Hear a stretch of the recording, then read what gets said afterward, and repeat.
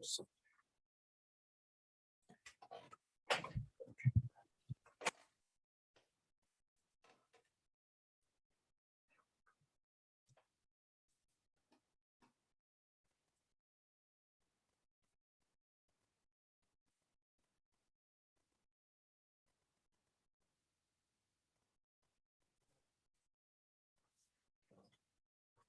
long as we can speak freely, not have talk. Right.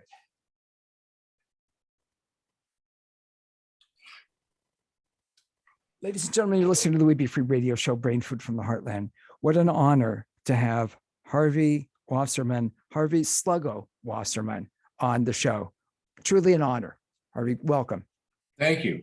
Good. Thanks for having me. If I've been saying to my audience, if I would read your bio, read about you, talk about you when I had you on, that would take hours to talk about all the accomplishments and all the things you've done. I've got to ask you, where does Sluggo come from? Well, I used to be a baseball player, and like most guys my age, the older I get, the better I was. So, but back then they called me Sluggo. I'm related to softball. That was my nickname. Excellent, and stays with you today. Yeah, well, when your name's Harvey Wasserman and you're in Los Angeles and everybody hates Harvey Weinstein, you got to make sure that you differentiate. Oh, that's good. That's good. So I will ask you to tell us about yourself. Take us back. Tell us about your activism. Tell us about yourself. Well, I spent most of my life fighting nuclear power plants, and we have a major situation right now with nuclear power in Ukraine. There are 15 reactors, 15, and they're under serious assault. You can't really run a reactor at all on this planet, but especially not in the middle of a war, especially when you have a madman on the other side threatening to blow up the world. And so my primary focus right now is to shut down, hopefully, the all nuclear power plants, but especially the 15 in Ukraine that are posing us so much danger. We don't seem to get it. We don't seem to, I can remember a time when people were really concerned about nuclear reactors, really concerned about things, and it doesn't seem to be that way. I call them the grand distractions. We're distracted with everything else and not paying attention to what could annihilate us. Well, some people are, some of us are. We have stopped new reactor construction in the United States. There's only 2 reactors left in the US that are under serious construction. They're in Georgia, and they were supposed to cost $15 billion and be open years ago, and now they're up to $30 billion, and they may never open at all. That would be great. We have most recently we shut 2 reactors that were under construction in South Carolina. They spent $10 billion on these ridiculous monsters, and they shut them down as they're not going to open. They're done. So we have made progress. There's a tremendous constituency in this country for renewable energy, wind and solar, along with batteries and LED lighting. So there are accomplishments that we've made that are significant.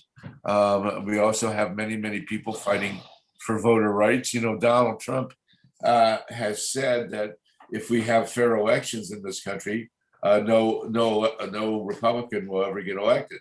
So, and as you can see, the people behind me in this picture, they're trying to vote in Florida. The people still do want to have democracy.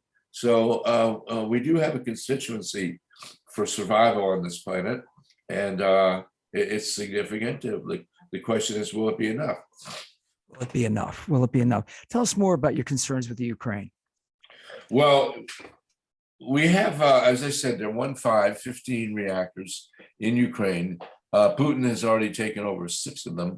There are also the 4 corpses at Chernobyl, and there are enormous quantities of radiation on the site at Chernobyl and in the reactors in Ukraine. Excuse me.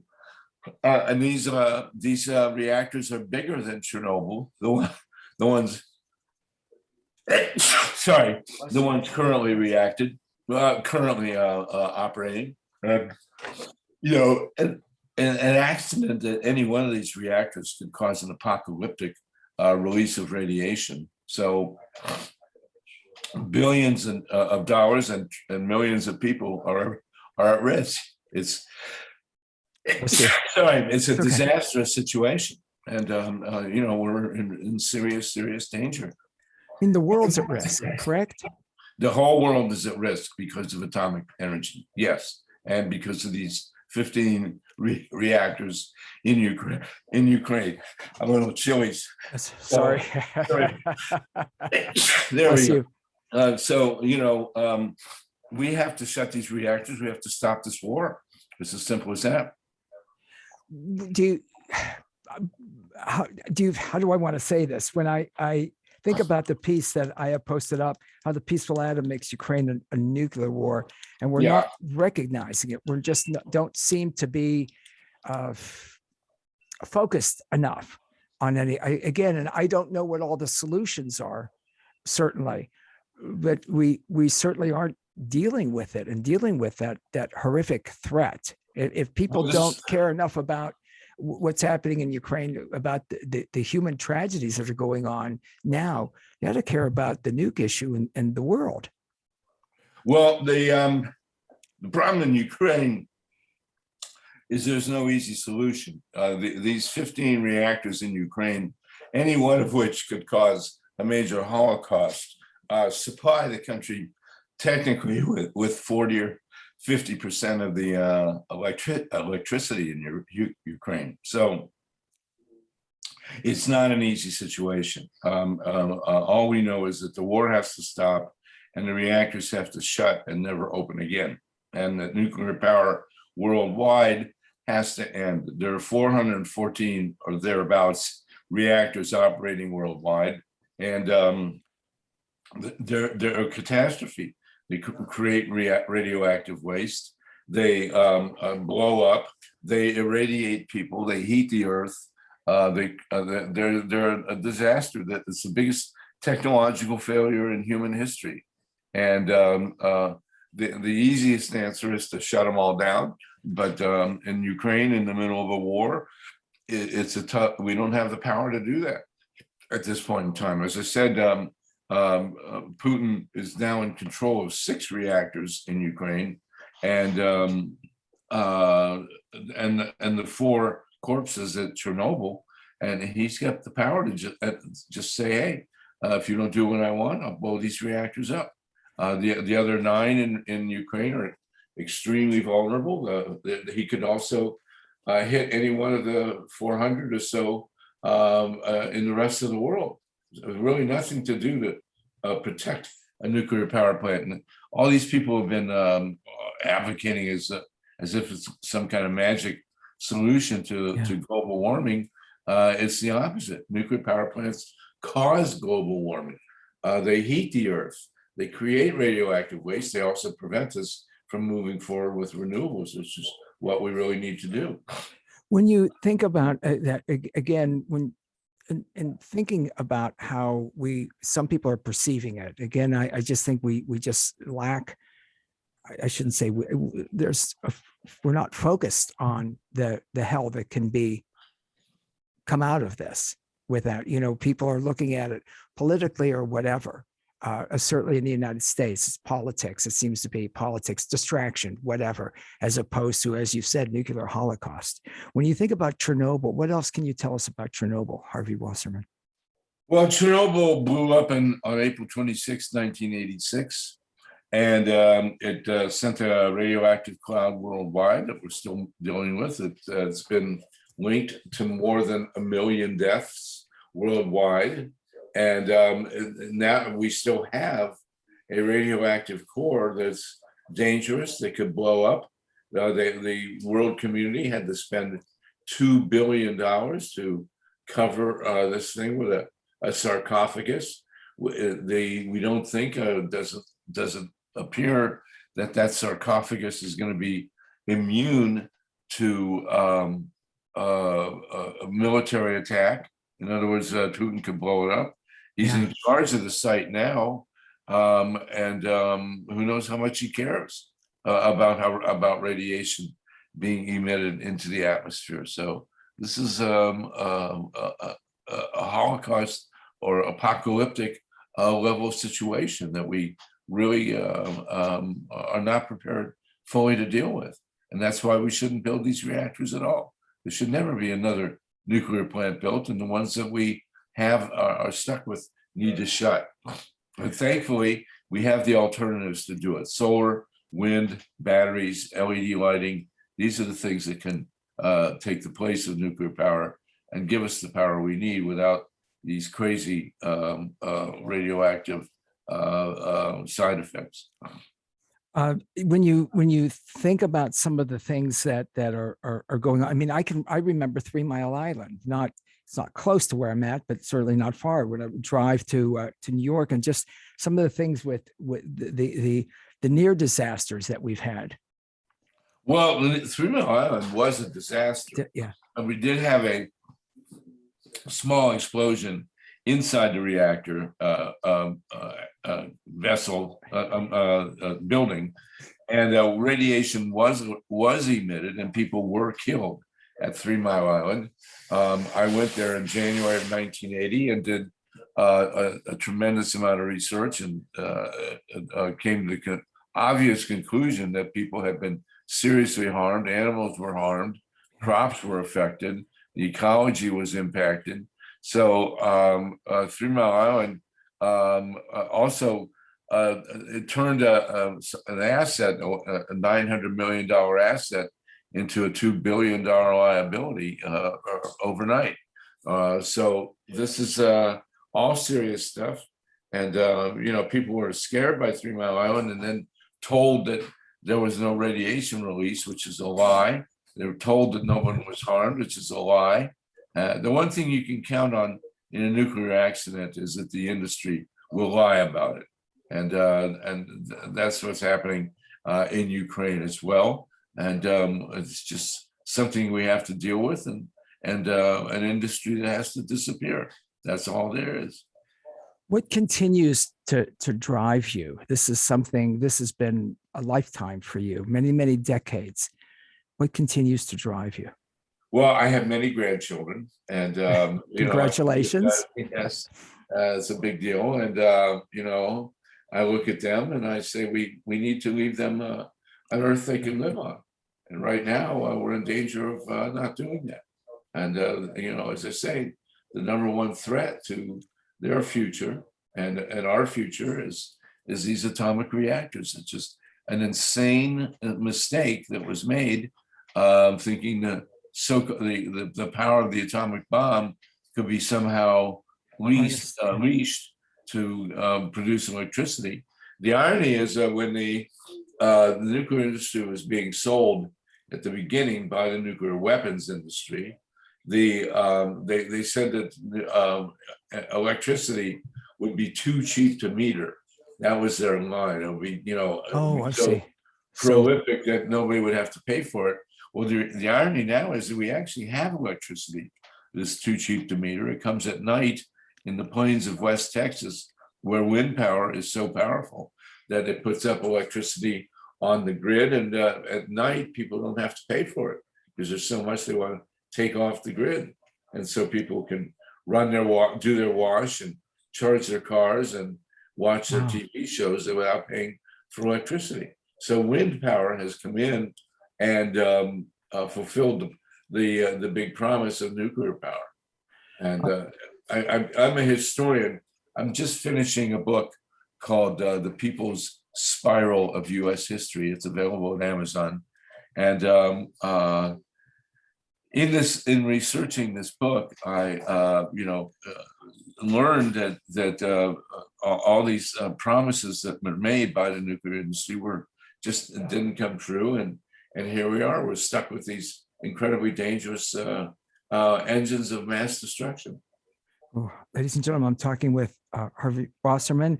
You're listening to the Louis B. Free Radio Show, Brain Food from the Heartland. You can go to solartopia.org, solartopia.org. Of course, we've got the links up at louisfreeshow.com and wfmj.com to solartopia.org, solartopia.org. People are asking me, and maybe we can do this at another time. I kind of want to stay focused on this, but about elections and your concerns. I remember talking with Gore Vidal years ago, about what went wrong in Ohio. So many things here in Ohio during for the election of George Bush. But I do want to, because of the amount of emails that I'm getting about this and about you and your expertise and your writing and as a historian, et cetera.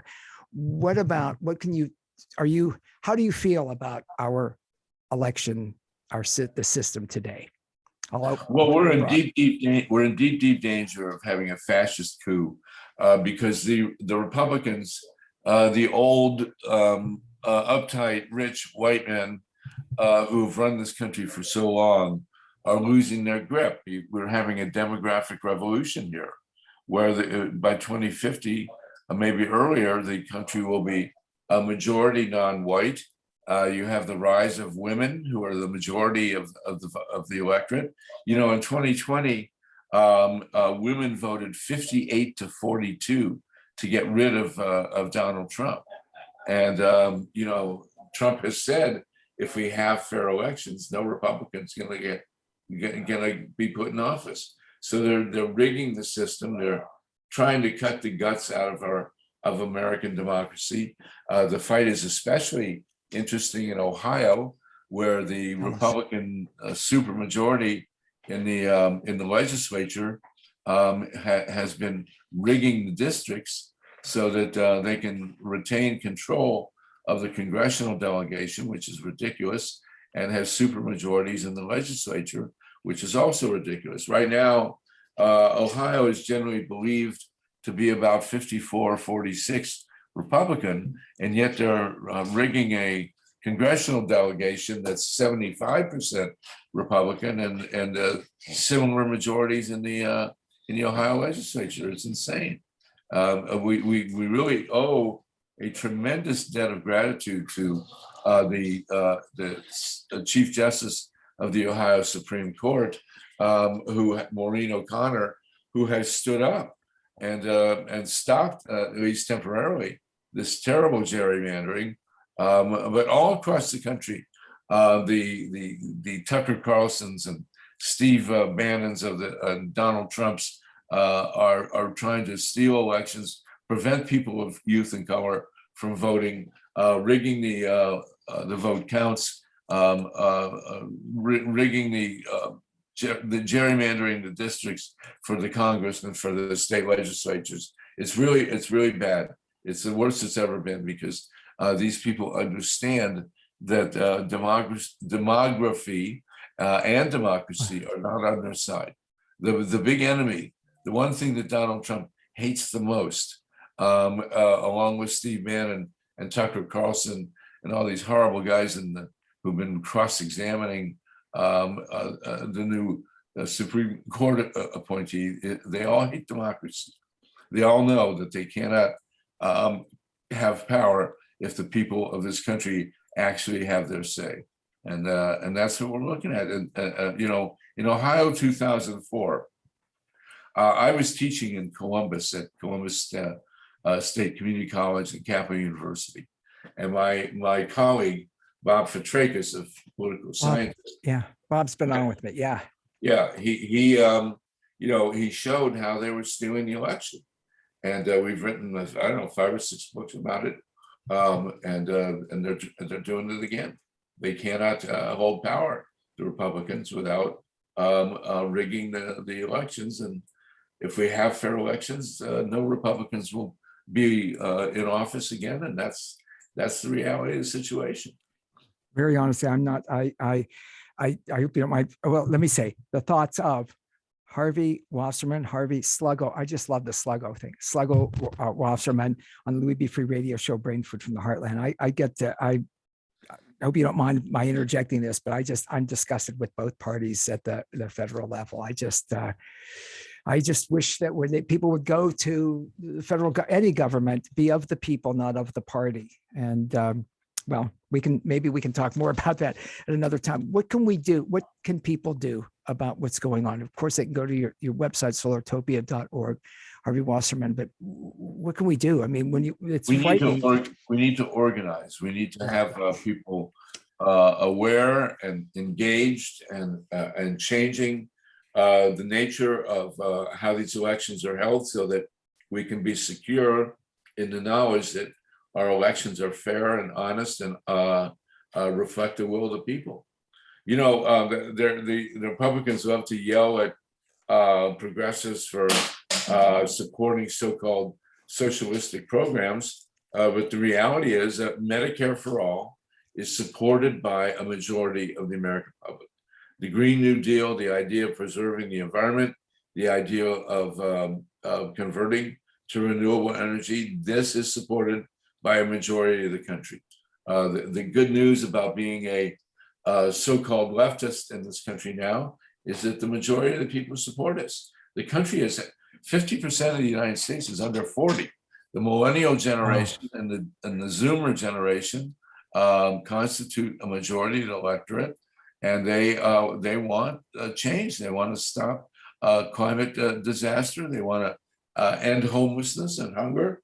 They want to have medical care and education for all.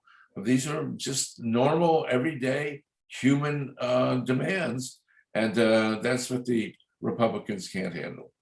I've got to tell you, Harvey Wasserman, when you think about, it's interesting to me when people still want to debate whether there's anything going on environmentally with climate change, global, whatever people choose to call it, and where we're at. I mean, I think it's going to be close to 70 today. It was 13 degrees yesterday. You know, the line in Ohio, at least in this area, is you have all 4 seasons in 1 week, and people laugh and joke, but it's bizarre. I just don't remember it. I don't recall it being this way years ago. No, we've definitely screwed it up. We've messed up the weather. We've messed up the environment. We're on the brink of extinction here. Our species has got to demonstrate some kind of basic intelligence and common decency. And what you have in the likes of Donald Trump and Steve Bannon and Tucker Carlson and all these right wingers in Columbus that are can't handle actual democracy is you have a side of the human species that's greedy and uncaring and undeveloped in terms of a bigger picture. And we have to evolve past them. We have to transcend it, or we're not going to survive as a species, and we won't deserve to survive as a species. How can you have a country where, as rich as we are, where children go to sleep at night without hungry, unhoused, unclothed, poorly educated, no medical care? It's an outrage. And we have to wonder what kind of species we really are if we allow this situation to continue. Yeah, we certainly do. If you can stay with me just a couple more minutes. Again, Solartopia, you were talking, Harvey Wasserman, about what we can do. And I have a friend that lives in Colorado that wanted solar panels. This was a number of years ago. And he did not want to buy the ones that were available from China. And he finally did find some that were available, and just loves the idea of having solar panels on his roof. He's not, I didn't even want to say what his politics. I don't even know what his politics are these days. It makes sense for him to be able to do that. And I think that's fantastic. We've made an awful lot of progress, have we not? We have, definitely, and we have everything we need to survive on this planet, but we've got to be prepared to do it. And we got to fight for these things. So we know what to do. The question is, are we going to do it? And that's the fight we face. Yeah. Or are we too busy with, I don't know what, I don't want to get into the whole social media stuff and all of that. Are we too busy? Well, social media can be our friend if it's used properly, but yes, the bottom line is that I put this out in my new book, The People's Spiral of U.S. History, which is at Amazon. We have everything we need to survive and thrive and have social justice. The question is, do we have the willpower? And do we have the energy to force this fight. And, we have no choice. Yeah, we have no choice. I agree with you. We have no choice. Again, Harvey Wasserman's People's Spiral of U.S. History, solartopia.org, amazon.com. We've got those links up at louisfreeshow.com. I've got to tell you, it's truly an honor to have you on. Again, reading your bio and thinking of all that, it would take me an hour to read it. Well, it's okay. I made all that stuff up. So no, you didn't. No, I know better. I'm not a young guy. I know better. Truly an honor to have you on the Louis B. Free Radio Show, Brain Food from the Heartland. I hope you'll come back, talk more about the book and what we can do. But you're optimistic, correct? Yet you're optimistic. I was born that way. What can I tell you? I was born optimistic. I had great parents, and that's the most important thing that we all have, is to be great parents. Hug your children. Yeah, beautiful. And the only thing we know for sure is that we need to love our children and take good care of them. And so taking care of this planet, winning social justice, preserving democracy, these are the keys. Do you mind telling me just a little bit about your parents, since you mentioned my parents I was raised in Columbus, and my parents were just lovely people. They were New Deal, New Frontier Democrats. They were born the same year as John Kennedy, about a mile away in Boston. And they raised me beautifully. I have a sister, and they both passed away in 1994. I actually wrote a book about it called A Glimpse of the Big Light, which is also on Amazon. And, there was a study done in 1946. Dr. Benjamin Spock came out a book, Baby and Childcare. And he asserted in the book that the most important thing you can do for your children is to hug them, to show physical affection. And this was challenged by, whoever would challenge such a thing.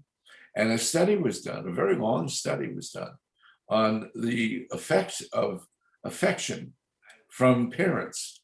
And the study showed, it was a 40-year study or so, that children who were hugged by their parents, regardless of race, class, other factors, that the number one thing that indicated a successful life was physical affection for children. And fortunately, my parents loved me and hugged me, and there you go. So all you parents out there and grandparents, be affectionate to your children. You could save the earth. It's interesting that you say that, because a thing I posted from Tara Shannon, imagine who we could be, who our kids could be, if we pass down healing instead of hurt, and again, and love instead of anger. And I love that about hearing about your parents and how you feel, and about the importance of hugging and loving our kids. It's beautiful, Harvey. Thank you. Thank you. Thank you. I hope you'll do this again with me. Truly an honor. It's an honor to be on with you. My honor. My honor. Thank you so much. Wow. Harvey Sluggo Wasserman, folks, what an incredible guy. Again, when I read his bio, and I was reading it on